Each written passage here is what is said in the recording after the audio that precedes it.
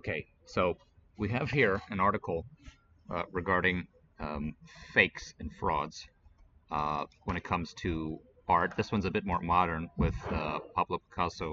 So let's just go right to the article, read it, and then offer some commentary after we read this. A very interesting article. So here we go.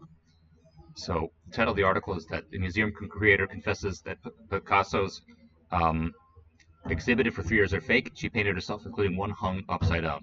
So an exhibition of Picasso paintings that made headlines for gender discrimination is now back in the news after the artwork was revealed as fake. Kirsha Kaechele, the curator of the art collection at the Museum of Old and New Art, MONA, in Tasmania, Australia, confessed that she actually painted the work she passed off as Pablo Picasso's and didn't get caught for years. I knew a number of Picasso paintings I could borrow from friends, but none of them were green, and I wished for the lounge to be monochrome. Kaechele wrote on the museum's blog. I also had time working against me, not to mention the cost of insuring a Picasso, exorbitant. So a few days later, I was having drinks with my friend Natalie. Maybe I should just make the paintings myself, I said. We laughed, how absurd, but then, as many absurd ideas, I decided it was a good one. So I made the artworks quite painstakingly with my own hands. The knockoffs have been on display for 3 years, but Kaechele's confession came only after a reporter and the Picasso administration, the French organization that oversees the Spanish painter's estate, and the racers raised questions about their authenticity. One of the fakes was even hung upside down, with Kaechele, who was also the wife of the gallery's owner, David Walsh, believed was that the thing that finally exposed her. I imagine that a Picasso scholar, or maybe just a Picasso fan, or maybe just someone who Googles things, would visit the ladies' lounge and see that the painting was upside down and expose me on social media, Kaechele wrote in her post titled, Art is Not True, Pablo Picasso, but no one did. So, right. So it says here, Kaechele found a loophole and turned the ladies' lounge into a woman's bathroom. Interesting. So, the article continues, the same creation once sparked a gender discrimination lawsuit because they were on display in the ladies' lounge, an area of the museum limited to women visitors only. So, as a result of the lawsuit, the Tasmanian Civil and Administrative Tribunal ordered the museum to allow men into the lounge, which did not sit well with Kaechele, who found a loophole around the ruling. She ended up installing a toilet in the ladies' lounge, turning into a woman's bathroom, which created another uproar.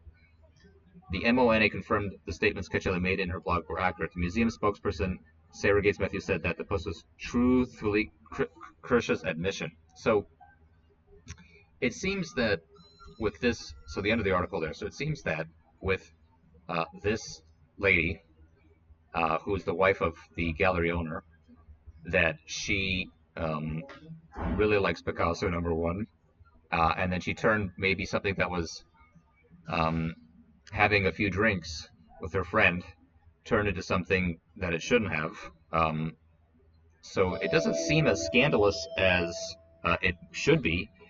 It does seem that the yeah. So when she mentions here that nobody should have Googled what the images look like or ladies' lounge, the paintings are upside down.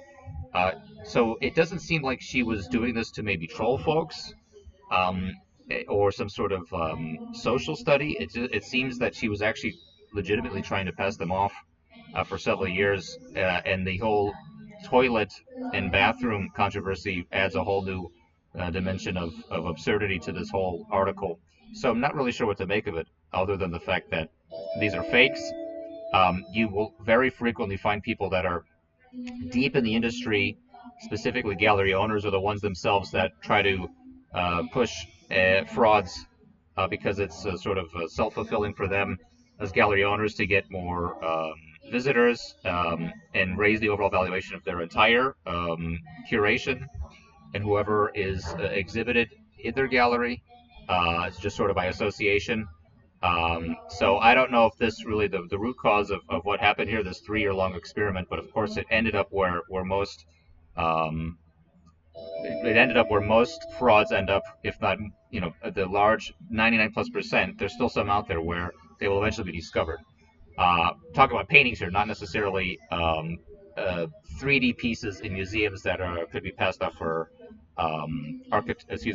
archaeological artifacts. That seems to be a whole new can of worms of folks, but not necessarily too familiar with that world of museums themselves being defrauded with fake pieces of artifacts. But when it comes to paintings, Again, the line of succession, as we noted in a former article, is very important. So if you don't have the proper documentation, you're going to get caught. And so this probably seems to be her walking back or some sort of big gotcha, but the credibility is diminished considerably because they're in the business of having art galleries, and then they end up doing this. So it's if they were the whole goal was some social experiment, it was done in bad taste, but nonetheless, it was a very interesting article to read, and wishing them luck with their art gallery. Now that I guess they found their niche in sort of phony exhibitions.